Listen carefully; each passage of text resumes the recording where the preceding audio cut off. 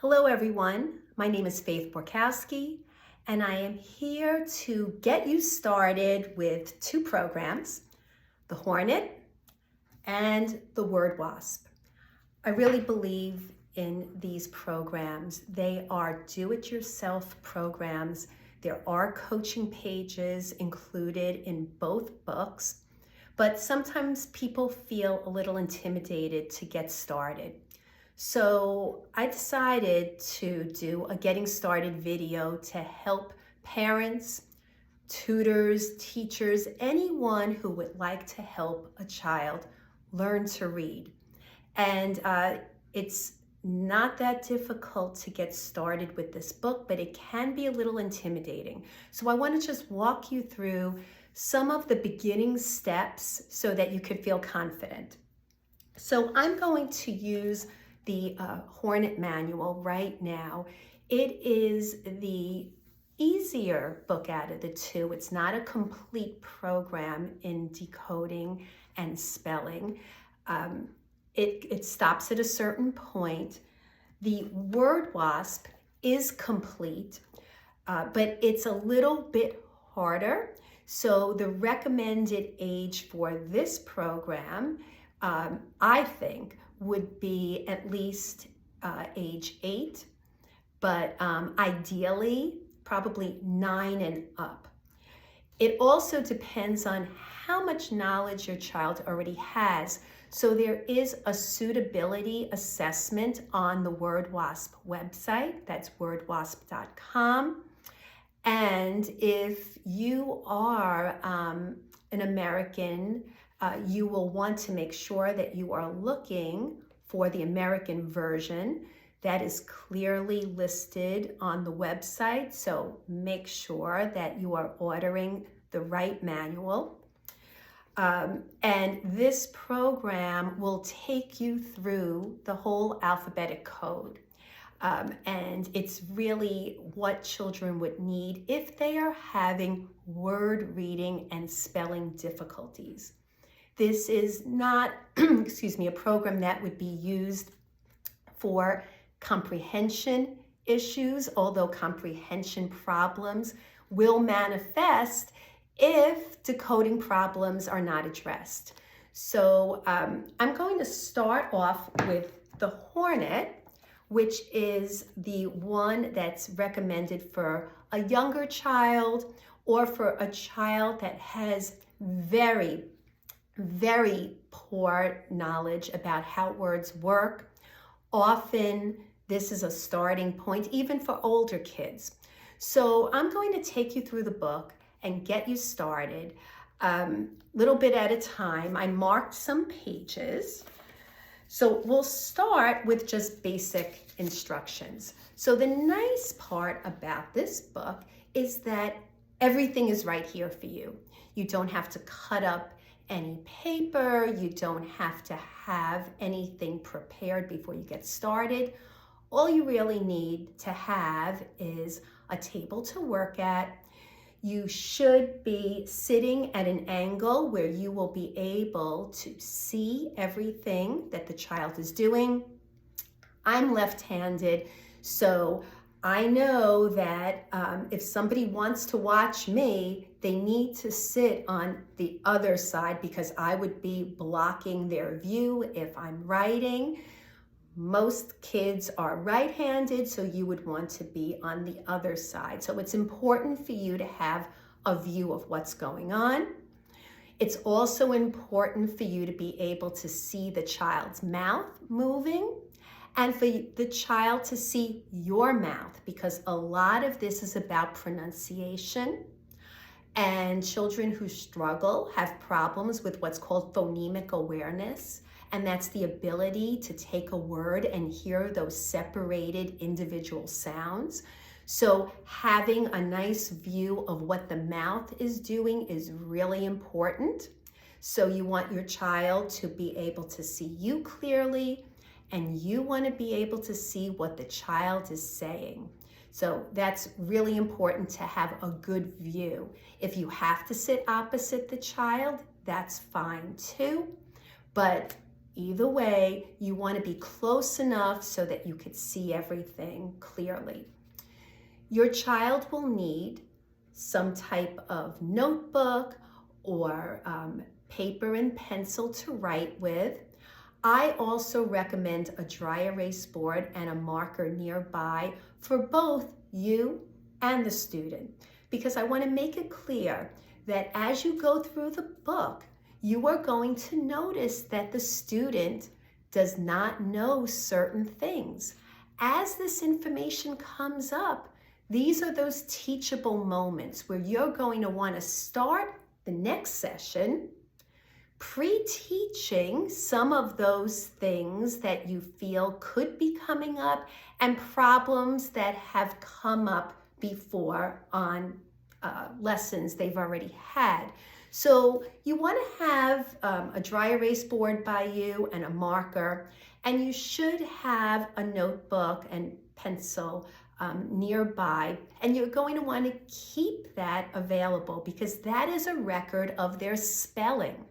So you don't need anything for the reading. The reading part is all in the book, and the spelling words are all in the book, but they are not writing in the book.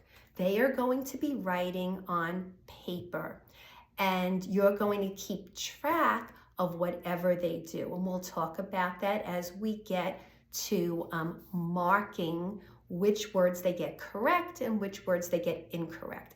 So basically, that's the start, being seated in the proper position and having materials available for you. Now, some people like to have letter tiles also nearby to build a word or to have a child put together a word. That is not necessary, but certainly if you have that available and you want to use some of that in your teaching, go right ahead. That will not hurt. Okay, so let's move on. And what they do recommend in the book is patience. And that is something that you really should always have with children because this is hard for them. This is really difficult. And when I say children, this book, both of these books, really could go up to adult. All right, so it's not just for young children. As a matter of fact, it started out as an intervention for older students, teenagers, and adults. And it started with the word wasp, and they realized they needed to bring it down a notch to be able to get kids with weaker skills doing the same types of activities, and for younger students. I do not recommend this program for very young children because it's not cutesy in any way. It's really serious stuff, and they have to be able to attend to the work, figure a good half hour a day to be able to do this. They don't have to do it every day, but if you want to be able to move children along, the more consistent you are, the faster you'll get this done, the faster the child will be reading. That's just a fact. So, I always recommend daily practice. I know that's not always reasonable. It doesn't always work. Things come up, life gets in the way. But ideally, you really would like children to be doing this on a regular basis and having, a time of the day to do this type of practice would be very helpful. Kids are not going to say to you, "Oh, I can't wait to do this. It's hard work." So the adult has to be the one to kind of set the parameters and to just have a good schedule prepared. So moving on, if we move on to this page, and this is the scoring page, all right, and here's a sample. You will see that there will be letters and words that have these boxes. This is a chart that you, as the coach, will be marking. So every time a child gets a word correct, that will be marked with a slash mark. If the word is incorrect or the sound is incorrect, it's going to get a dot. So just think of a dot as an X and a slash mark as a check.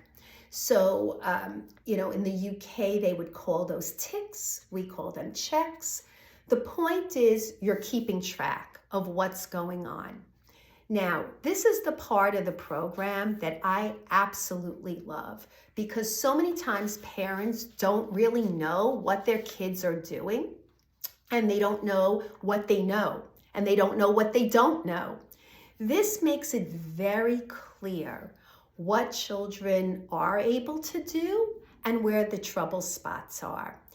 And what they're supposed to do is get consecutive ticks. And if a dot comes up, then we know we have to continue teaching. So now if you look, you will see, hope you could see this, but they need 2 consecutive ticks in reading or spelling to be able to get off that word. If they don't have 2 consecutive, that means back-to-back check marks, then that has to be something that is practiced. You must return to that. So as you are advancing in the book, you're always going back to those words where the child did not get the 2 consecutive checks. You keep going. So you're not doing a page at a time. You keep going, and if you figure a half hour a day, they recommend 20 minutes a day to 40 minutes a day. I think a half hour is probably a nice amount to strive for, but if a child could handle more, okay, older children might be able to handle more. The very young child or the child that's easily distracted, 20 minutes might be enough for that day.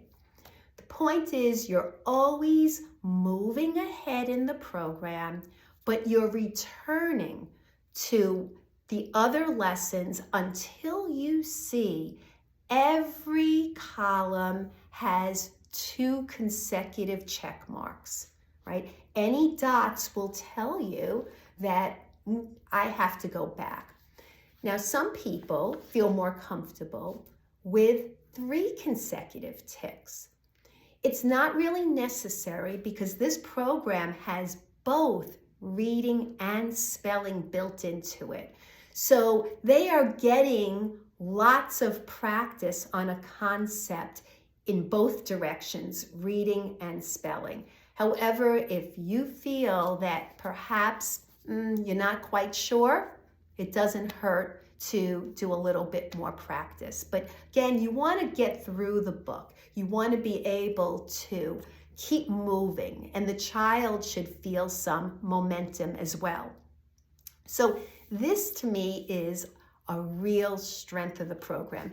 Any teacher picking up this book will know what this child can do and what this child can't do. And you can use this at a meeting at school. We call those IEP meetings, but there might be a different term if you're looking at this video somewhere else. But it's basically when there is that meeting about special services for school that the child should be getting, you can have this available and start talking about those weaknesses and the strengths. So moving on, you will notice that there is color coding in this book. You don't have to know every color right away because some parents get scared by the colors in the book. But the green just means the vowel sound. The sound at this point in the book, at the very beginning of the program, is really a short vowel sound, either a, e, I, a. I'll say that again. So the green means short vowel sound. So that is highlighted so that the child knows that that's a vowel in that word. And eventually knowing vowels will be very helpful because when they want to read a longer word in syllables, they're always looking for a vowel sound. Now, as the program progresses, they will see red. Red will also be a vowel sound, but it's really the name of the letter, A-E-I-O-U. So we know that vowels can be flexible. Sometimes it's one sound, sometimes it's a different sound. But for the beginner reader, we're going to work on the short vowel sounds first until that's very secure. And then eventually they're going to learn that there could be a vowel change. And that red signals a vowel change, which will sound like the name of the vowel, A-E-I-O-U. Then this program uses silent letters. Other programs do not call them silent letters. They just refer to the silent part of it as part of a team, like in a vowel team, or it could be where there's a digraph and they're hearing only one sound and they're not hearing another sound. The point of it is it's signaling that the child should not try sounding that part of it out, that they should recognize this and just say the sound of either the consonant, that's right there with that other part of it. So you will see blue as well. And then there is this amber letter, which often we think of as schwa. What does that really mean? It's part of a syllable where the vowel sound is doing something that maybe the child doesn't expect. It's a weakened sound, and often that will occur in words that have at least two syllables, but it can appear in a one-syllable word as well. So it's really a signal, like a caution signal that, you might sound this out in your spelling voice, but when you say the word in your natural voice, the sound of the vowel will be a bit weakened, and that will occur in an unstressed syllable. So I don't want to get too technical and scare you. That doesn't come till later, but the color coding is there to help kids as a signal to recognize, I better be careful. This is a warning. I need to be aware of something.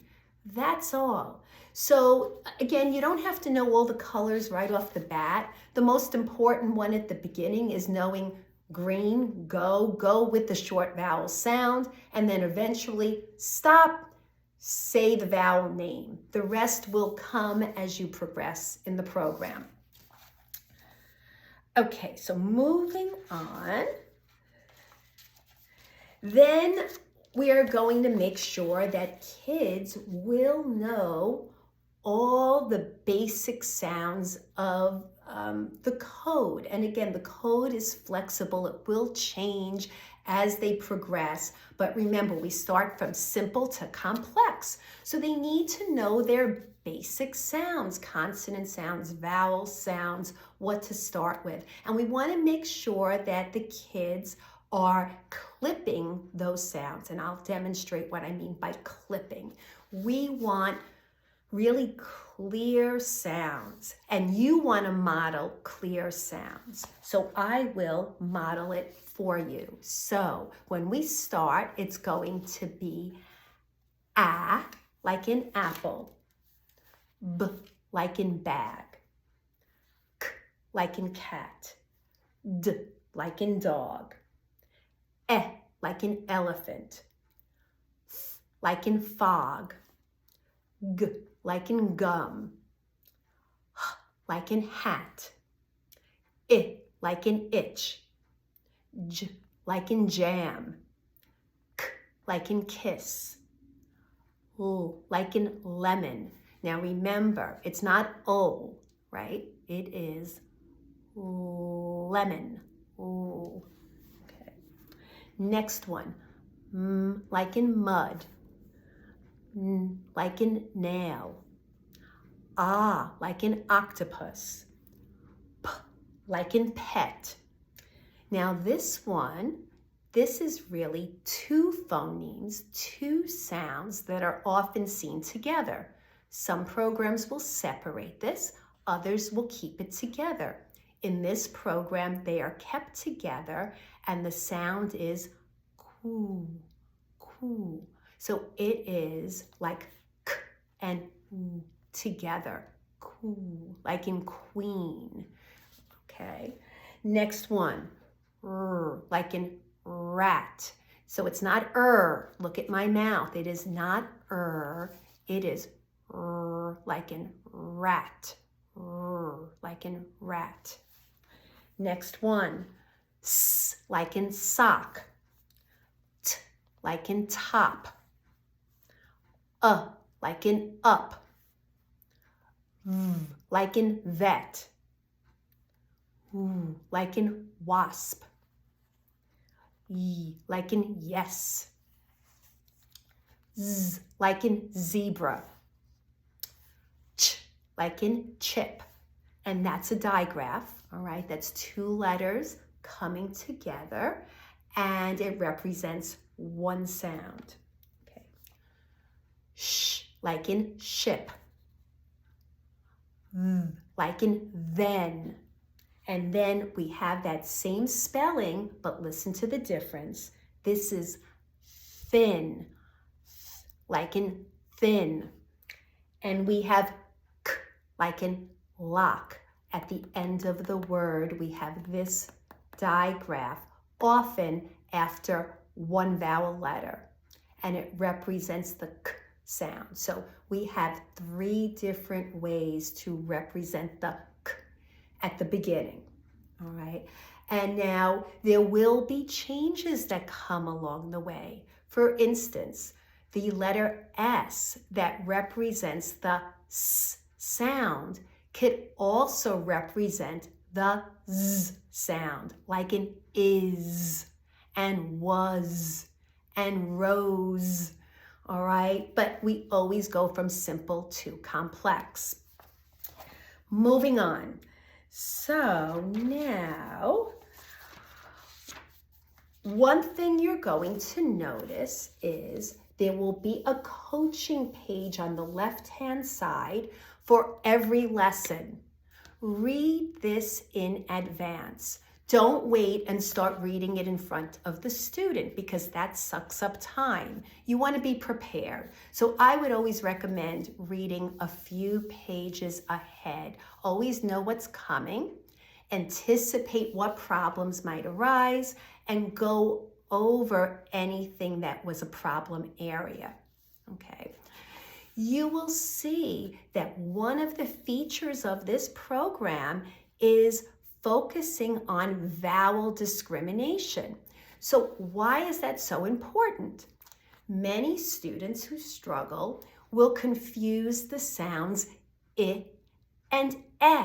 That's just an example. So if you think about it, lit and let, very similar sounds, very, very close. That's why I recommend, and they recommend too, that you really make sure the kids could see the difference in a mouth, right? Watch me. I, my mouth hardly opens up. E, my mouth opens a little wider. So it's really important for the student to see the coach. And so there is work on vowel discrimination. I love this about the program because it really is necessary for kids who are struggling with decoding and spelling to be able to tell the difference. And then something that's a real good feature of the program, they have these frames. So I don't know if you could see it, but they introduce a rule, which I like to call a generalization, because, rules always seem like they are rigid. But a generalization is really helpful for a kid. They start to realize that there are certain patterns that come up that follow, and they could expect a certain spelling to appear. The frames are a way to bring attention to something that perhaps kind of breaks the rule or doesn't follow the generalization. For instance, you are looking at the yes frame. So words like yes, this, bus, plus gas only have one letter S after the vowel. But they're going to learn that often there are twin letters after the one vowel, like the F, the L, and the S will double usually after one vowel. But this will bring attention to anything that doesn't follow the generalization. So the word wasp really has the same directions. And if a child starts in the Hornet, they will eventually need the word wasp. And you would have to start a little bit later in the book or use the beginning pages as a review to quickly go through different areas of concern. So I'm going to wrap it up right now. That is your Hornet and Word Wasp introduction. And just to finish up, the one thing I do want to make clear is children are going to show you what they know and what they don't know. A really important part of the program is error correction. So just marking their errors and not showing them what they did is not going to help them. They're going to keep getting dots instead of the check marks unless you show them. Everything is right in the coaching pages. It will explain the rule or whatever is the teaching point of that lesson. And again, if you have any problems along the way, we have a Facebook group and it's called Word Wasp USA Support. That's Word Wasp USA Support. My name is Faith Borkowski. I am a certified dyslexia practitioner. I am a reading specialist, and I've been in education 35 years. I can answer your questions as well as the author of the program. And I think that it's a great way to get started helping children. We don't have enough certified people to help all the kids who really need this work. So again, these programs are specifically designed for decoding, which would be reading the words, right? Word reading problems and spelling problems. Many times that's what we would say kids with dyslexia are classified with, word reading and spelling problems. So I would recommend these books. They are efficient and effective. And again, if you have any questions, just join the Facebook group. Okay, thank you.